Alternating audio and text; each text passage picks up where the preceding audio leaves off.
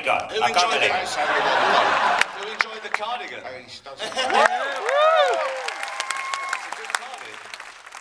love the ending to that movie so much. We went crazy last night where I was like, what?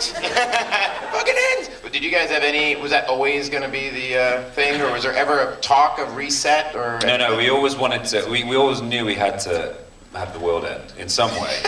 You know, and it became a kind of technical apocalypse. Like, we figured that the network would just clip the wings, get them back to the sort of Middle Ages so that there's no fear of them spreading out into the galaxy. So we figured not blow the planet up, but certainly end life as we know it. You know? Yeah.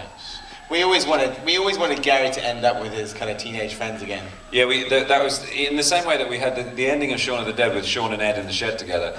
We had that before we wrote most of Shaun of the Dead. And with this film, we wanted Gary somehow to end up with his teenage friends, but we thought we can't do time travel because it's just fraught with plot difficulties, and Hot Tub Time Machine had kind of done something along those lines.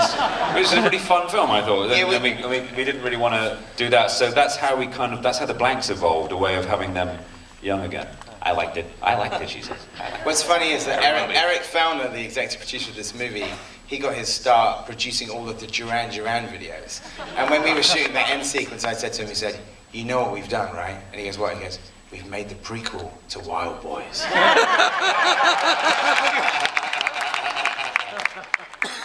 like to think the network failed though in there, because at the end when the network and Bill says, yeah, fuck it.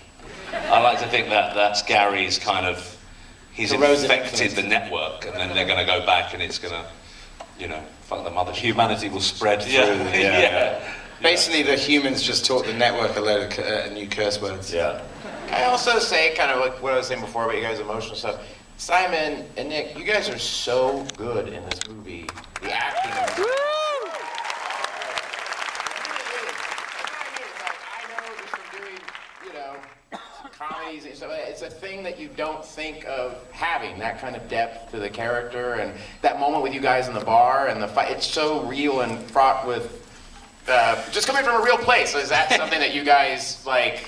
What was it like getting to put that in a movie while you're being, you know, chased by robots? We thought it would be really, really funny to make a film about a suicidal alcoholic on the run from a psychiatric hospital. I mean, it screams comedy, doesn't it? It really is the feel-good hit of the summer, guys. I don't know, I feel like, you know, if you have a story and characters that you really care about and they have real emotions, then you can take your foot off the comedy pedal a little bit now and again and let the reality of it take over. Well, I remember when we were writing the scene in Shaun of the Dead when Barbara comes back to life, you know, and Shaun has to shoot his own mum, we realised that we couldn't, in all that moment, we couldn't... Oh. Hello? Do you want this one? No. Mend that, will you? Yeah. We realised that we... There you go. Hey, likes him. He's like the Fonz in a cardigan. We realised we couldn't make jokes around that point. We couldn't be flippant about that moment. Ed brings up the exacerbate thing a bit, just to prick it in the same way that I just punched my wedding ring out of a robot's tummy comes up in the middle of that. Because you got to remind people that we haven't gone full dark or full real comedy, right? No, full real serious. But it's important to be true to the emotions of what's going on. So if it does get serious, you've got to play it serious. You know? Yeah, and we did one, you know, like aside from the sci-fi element, what the blanks represent is that, like, it's kind of, amongst other things, is Gary's fear of growing up. You got a guy that's kind of like the goth Peter Pan, like he wants to be 18 forever, and like he's running away from being an adult.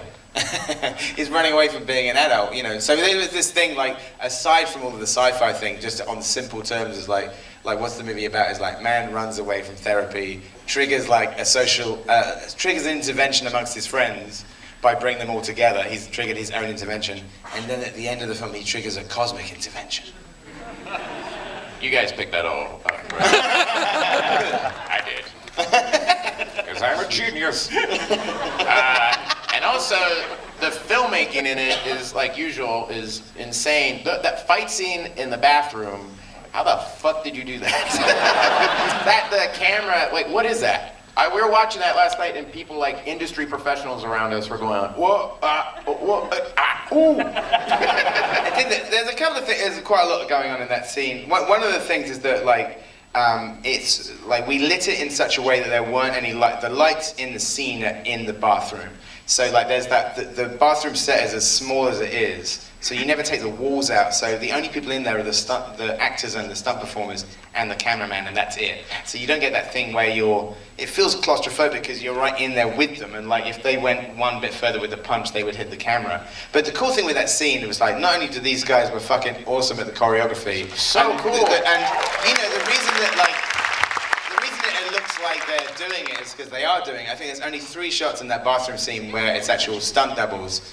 The other cool thing about that scene is that all the kids in the scene, the teenagers, are like teenage performers. Like I asked Brad Allen, our amazing stunt coordinator, we'd done this scene in Hot Fuzz that we'd ended up cutting out where Nicholas had a fight with the hoodies, and it kind of looked terrible and it just went straight cut out immediately. And we wrote this scene. We wanted to have a fight between 40-year-old men and 16-year-olds. And I said to Brad, I said, can we get teenage stunt performers? He goes, absolutely. Gymnasts, martial artists, tumblers. The first kid, Greg, his name's Greg Townley, the one who gets decapitated that then turns up a lot. When he was 12, he was Chloe Moretz's stunt double as Hit Girl in Kick-Ass. Wow. A 12-year-old boy in a dress. I don't want to take any girl power away from Chloe. It's your dream, isn't it? He used to have those brought to set, actually. His assistant would go out and get them. Edgar was like, Bring me a 14-year-old boy in a dress, will you? Edgar was like, go on. But Keep talking. if you watch the film again, just twice this weekend. But the thing that's I think is really cool about the scene, not just that they're doing it, is that the teens that they're fighting are never doubled. They did the whole scene, and it was amazing, wasn't it? I mean, tell them your Sam story. Yeah, the little kid that I find, Sam, I thought he was a little kid because he was little and a kid, but he wasn't. He was 19. I didn't realise this until he'd kicked me in the stomach 12 times. But Brad said, do you want a pad? Why don't you have a pad? I said, no, I'm fine. It's only little. And then after about the 5th time of him kicking me in the liver, and I started to taste iron in my mouth. And I knew it was ruptured. I wasn't going to back down. I didn't want to back down. So he ended up kicking me about 12 or 15 times in the liver. And I couldn't sleep for 4 days. It was terribly bruised. I could feel it pushing out. That's the end of the story. But I think the thing, we couldn't pull off those fight scenes. We had amazing stunt performers around us, but also everybody, Simon, Nick, Paddy, Roz, Martin, and Eddie weirdly doesn't fight that much in it, but he is good at the choreography. Everybody could do it. So it was just once you kind of realize that people could do the choreography, and what you do is you do evaluations with each of the cast. Is what are they good at? Nick had just done a dance film, so he was really quick on his feet. Simon, when you do that somersault and jump, I was like, ooh. Yeah, I've been light in the loafers, and I think I was very lucky That means something else here. Well, does it? I'm so sorry. That's not what over here, that means something totally different. Yeah, I know. I was Over just here. coming out as being gay. Yeah. Oh, you're squishy. Yeah.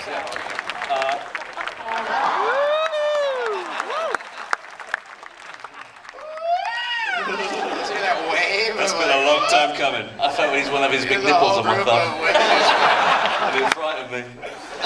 It's happening. Yeah, I'd done a dance film with Rashida Jones and Chris O'Dowd. So for that, I trained for 7 hours a day, every day, for 7 months to learn how to dance. So coming and learning the choreography for this, it made it pretty easy because my mind was in the mindset of learning kind of long choreographies. And I was always quite good at punching anyway. So the two of them together was like a lovely dream. tell them what your nickname was on set. Pink Hulk. I became the Pink Hulk, or the White